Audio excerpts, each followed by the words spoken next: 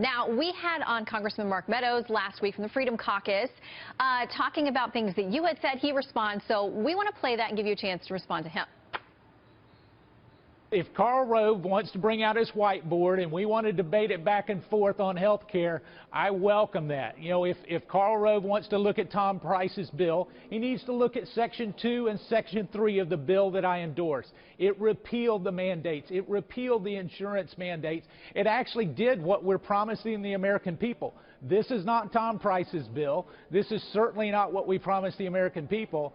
Karl Rove knows that. You know, this is smoke and mirrors when we suggest that we're going to dupe the American people. All right, Karl, are you trying to dupe the American people? Well, I think that's over the top. And look, I understand why he was a little upset, but let's go to the bills. If you and viewers can go to readthebillgop.com, and you will find there Section 205, page 81. It zeroes out the individual mandate.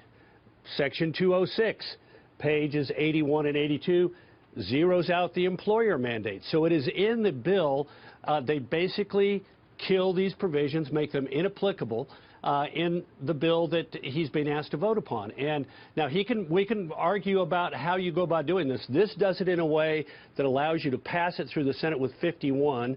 The version that I suspect he favors would repeal the language from the law altogether, and that would require 60 votes in the Senate. If he thinks he's got 8 Democrats in his back pocket waiting to vote for this in the Senate, all he's got to do is tell us that. Now, the other part of the bill, which he never talked about at all, is he attacked in the current bill the idea of an advanceable refundable tax credit to help those who are self-employed or work in businesses that don't provide health care coverage to get coverage. He said it's a new entitlement.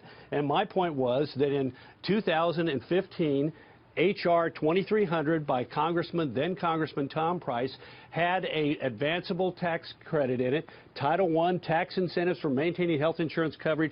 Section 101, refundable tax credit for health care and insurance coverage.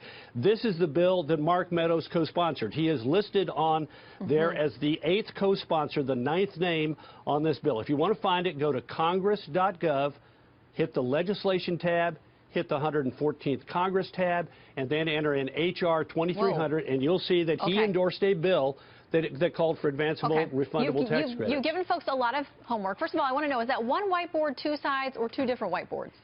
2 different whiteboards, and I got a third one right here ready for a different subject. Before you get to that, you know that there are objections that, you know, from the right saying, listen, it's a new entitlement. There's all kinds of money still flowing around that flows to people, tax breaks for people. Right. And then on the left, though, they're pointing to the CBO score saying 24 million people are going to be left without coverage. Now, you mentioned the Senate and trying to get this passed over there. It's critical they get those 51 votes. Obviously, we've got folks like Senator Tom Cotton cautioning the House, saying, do not walk the plank for this. It won't pass in the Senate, and he's predicting a backlash in 2018 if the House does vote for this thing and it all falls apart. Your response? Yeah. Well, look, I think he's right that there will be a backlash if we don't pass something. But it goes to show how fast a House member, when they go to the Senate, changes their mindset. When he was in the House, I think the last thing he'd want a senator telling him is the House has to write a bill that will pass the Senate. It's up to the Senate to figure out what bill will pass the Senate.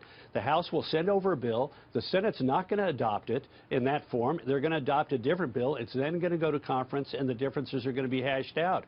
But the idea that the House has a responsibility of passing a bill that meets the Senate's objections right from the get-go, that's unrealistic and unusual. Well, he has been on both sides, so we'll see about his prediction about these bills. Karl Rove, good to see you and your whiteboards, plural.